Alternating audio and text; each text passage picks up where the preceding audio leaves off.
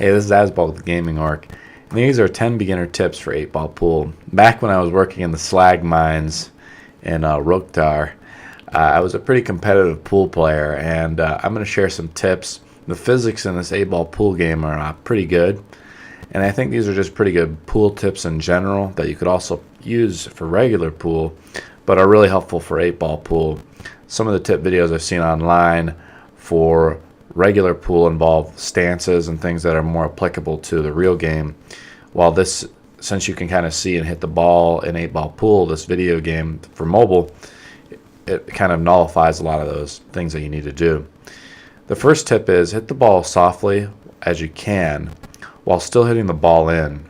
What this does, this helps prevent scratching, and as you can see, this person here, what happens is you get a bad shot, sometimes they will try to hit the side of the ball, and often they have to hit the ball really hard, and that can increase your chance to scratch. And when you aim for the side pockets, I hit them very softly, because the side pockets are kind of pretty hard, pretty unique to get into compared to corner pockets. So often, very much of the time, if you're missing those side pocket shots, you just need to hit them softly, unless you're hitting a square right in the middle of that side pocket. The second tip is get a nice stick if you can. Each stick hits a little differently, so you have to practice with each stick, and this is something I didn't really know about as much, and then I got a miracle stick for I think the New Year's, and it's like $5, you know, and then you get a bunch of rewards, you get coins, and so you don't have to worry about playing with a lot of coins. This is going to help you get up to the higher level tables. This is going to help you get past the Tokyo table all the way to Vegas, because you're not going to have a strong enough stick to actually hit in those side or corner pockets. So the more powerful your stick is, the better. And each stick is a little different, like I was saying. So you have to practice with that stick, and you can do the online practice mode, but I just play regular, and you can play the lower end tables just to practice with that stick, because the stick will have different power, spin, and so forth that you're going to have to get used to. But you're not going to go very far with the practice stick. Just that's the way the game works. There are a lot of different break types you can do. But one thing I found when I started getting more and more successful is actually to prevent scratching off the break. Because you're going to play better and better players, and sometimes these guys can just round out, they can just run the whole table.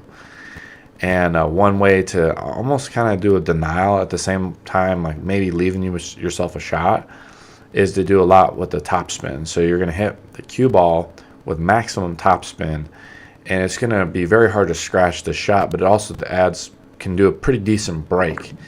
But also there might be a few balls like clumped up, so it's still going to give you an opportunity. The more advanced you get, you can try doing different types of breaks to actually help out getting a more spread and even break off. As you think about, as you get better, one thing that the difference between like amateurs and professionals or better players is you're going to start thinking beyond just hitting that ball softly into the pocket so you don't scratch, is that you're going to think about hitting it and where you're going to leave your cue ball for the next shot. And that's how you're and eventually you're going to plan it one shot out.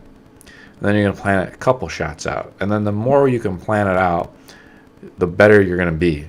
So if you can plan it out the whole table, then you're doing really well. But that also means that you have a confidence in what shots you can make, what shots are going to miss, what shots that you can make but you're still going to scratch on.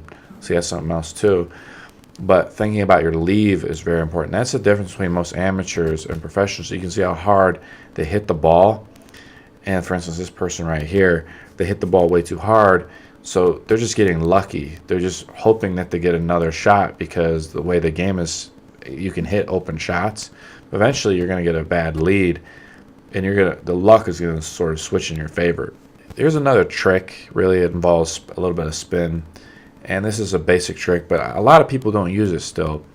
To make your ball go backwards, and this also depends on your stick. To make your ball go backwards, you have to hit the cue. You hit the cue near the very bottom or near the bottom, and you have to hit it with some power, like near the third dash down. And what's going to happen is it's going to spin that ball backwards. And then as you get better and you practice more with your stick, You're going to figure out how far you can bring it back and how far away it is. And this is typically works really well. You're going to have to hit it harder the farther the ball is away. And the closer you are, the way the physics are, you don't have to hit it as hard, but the spin will be back. So again, it's something you practice. But it'll open up a lot more shot opportunities for you, because say a lot of balls are clumped near a corner, well, you can start just backing that ball up every time after you hit the ball, and you just keep hitting it in the same corner pocket. It's pretty impressive. Works really well when you're hitting the ball straight on too. Tip number 6 is I tilt my screen sometimes when I'm making a what they call long ball shot, to see if it lines up correctly. And so I'm tilting that screen, and I'm making sure the balls are connected almost. And I'm looking not only at the way the line is drawn to the corner pocket typically, but I'm also looking at the way the balls are connecting, and if it forms sort of a straight line. So it's another way for me to use it. To increase the sensitivity of a long shot, I sometimes touch the edge of my phone furthest away from my stick, or basically where the ball connects. And so in these shots, some of them here, you can see I'm adjusting the sensitivity, because if my thumb or whatever is near my stick, it's going to be really jerky. And sometimes those long ball shots you need to be kind of sensitive on. And so you put your thumb at the other end, you're just gently stroking your screen back and forth as much as you can. I know that sounds a little weird, or it might have some other connotations there, but you'll know what I mean. It's just a trick that you can do if you put your thumb on there. You're going to increase that sensitivity though, and it's going to really help you out. And some of you guys play on tablet, which is you're going to have a better advantage on, but I just play on my mobile phone.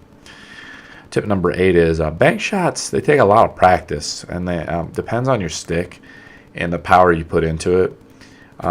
There's some other bank shot tip videos on YouTube here that are pretty good.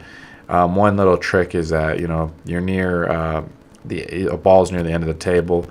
It's really hard to make bank shots if the ball's right on the right touching the rail. So just keep that in mind. Like, you're gonna have to almost add. What I do is I add backspin to it. I try to roll that ball off as much as possible so it doesn't double kiss the ball, preventing you from getting it in. And then you have these things called, and this has to do with like right spin and left spin. As you're hitting a ball off a rail, think about the physics of it.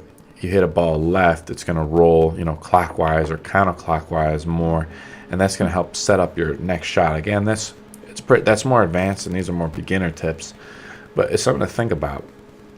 Tip number 9 is sometimes you don't always have to make the shot if you have a hard shot, okay? Because you're going to have sometimes pretty hard shots. So try to make your opponent scratch, the next shot. And what I'm trying to say is hit the ball so you don't scratch, but make it difficult for your opponent. So you kind of you're playing a more defensive strategy. And this is a more advanced play, because you're not going to be able to hit every shot. Maybe the bank shot's too hard, or you're just not good enough. That's okay. Just hit the ball you can hit softly. Try to make it so your ball blocks the opponent's ball and basically forces them to make a very difficult shot, or they have to do a bank shot or something like that. And then only against really, really good players are they going to be able to make this bank shot. Vast majority of the time, it's going to be difficult. Tip number 10 is a food for thought type of tip here. Pool works sort of like an exponential skill game most of the time. The more balls you clear, the less balls are in the way for your opponent to clear, right? And as you clear more balls, the more important it becomes for you to have your leave where the cue ball leaves out, or the setup to plan out the whole table. So because there's going to be less balls for you to hit, less opportunities, your opponent's going to have more balls on the table, so that's more blocking of your balls. So that's where how people really run the table, is they actually are able to plan their leave every time. Say if I run the table and I hit all the balls but like 1 or 2 balls that are remaining on the table, then the opponent will have a much easier time to run the table. So this is why there's a really big skill gap, and that's why there's an exponential skill as the more balls you hit on the table between like okay players who have like a win rate of say like 50% compared to really good players who have maybe a 70% win rate, depending on the tables they play at. This is 10 beginner tips for 8-ball pool.